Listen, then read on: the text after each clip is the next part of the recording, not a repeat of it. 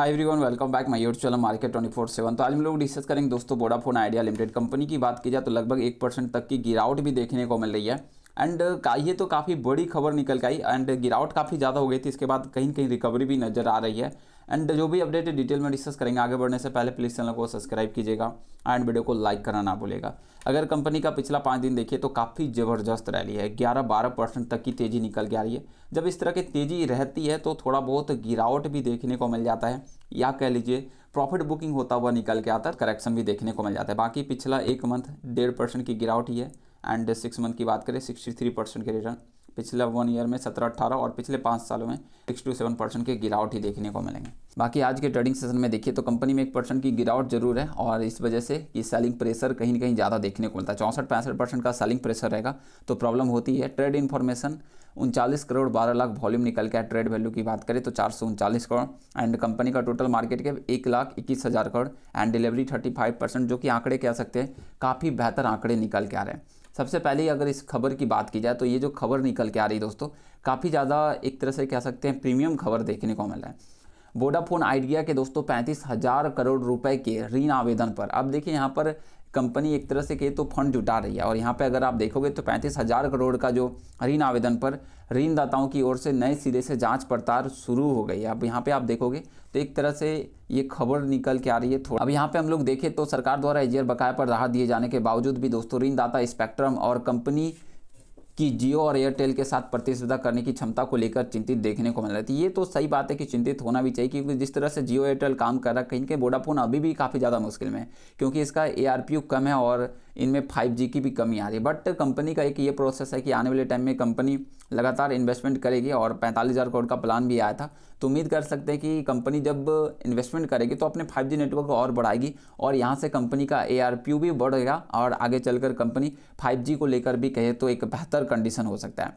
यहाँ पर अगर आप देखोगे तो वोडाफोन आइडिया लिमिटेड के ऋणदाता कंपनी के स्पेक्ट्रम बकाया और ग्राहकों की कमी और कमजोर उपयोगकर्ता राजस्व की जांच करें ताकि 35,000 करोड़ का नए ऋण को लेकर अनुरोध पर निर्णय लिया जा सके। और इस चर्चा में एक व्यक्ति जिन्हें ये जानकारी दी है और मतलब कि 35,000 करोड़ बैंक को मिल सकता है और ये पैसा मिलता है तो फिर बैंक ने भी आगे कहा था कि आने वाले टाइम में कंपनी एक बेहतर वर्क करेगी, इन्वेस्टमेंट करेगी। तो देखते हैं अगर पैसा मिलता है तो ये काफ़ी शानदार खबर हो रही और बातचीत चल रही है, तो आने वाले टाइम में जल्द इस पर अपडेट भी निकल के आएगा और यहाँ पे 35,000 करोड़ का एक बड़ा अप्रूवल भी मिलता हुआ निकल के आया। देखते हैं किस तरह से पैसे मिलते हैं वोडाफोन आइडिया एंड क्या अपडेट रखा गया। तो यहाँ पे हाल में ही 1280 के उच्चतम स्तर से गिरावट के बावजूद भी वोडाफोन आइडिया लिमिटेड 1080 से 1220 के दायरे में मजबूत समर्थन मिलने के कारण खरीदारी का एक आकर्षक अवसर प्रस्तुत कर। अब यहाँ पे अगर आप देखोगे तो यहाँ पे जो यस बैंक सर्विस के साथ बयान निकल गया, इनका जो एक्सपर्ट हैं दोस्तों उनका बयान निकल गया है कि वोडाफोन आइडिया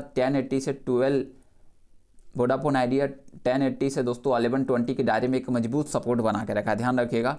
और इसी कारण एक खरीदारी का एक बेहतर अवसर देखने को मिलता है और यह महत्वपूर्ण क्षेत्र की तकनीकी कारण का संगम, जिसमें पिछला स्विंग लो 20 और 100 विषय मूविंग एवरेज क्रॉसओवर क्षेत्र शामिल देखने को मिल रहा है। मतलब कि 20 और 100 मूविंग एवरेज की बात करें तो क्रॉसओवर कर चुकी है और लगातार 4 सप्ताह की गिरावट के बाद साप्ताहिक चार्ट में bullish engulfing candlestick pattern उभरना एक तेजी का संकेत देखने को मिला है। तो मतलब एक अच्छी खासी तेजी का संकेत दिखा रहा है, जो कि पुष्ट करता है कि जल्द ही रिकवरी का संकेत और ट्रेडर्स के लिए सेटअप स्टॉप सब अगर आप देखोगे तो कंपनी का जो दोस्तों लक्ष्य मूल्य 14 कर दिया गया और SL की बात करें तो 950 पे यहाँ पे कहा जा रहा है। स्टॉप लॉस लगाकर जरूर रखना है क्योंकि जोखिम भी रहता है, तो ध्यान रखिएगा।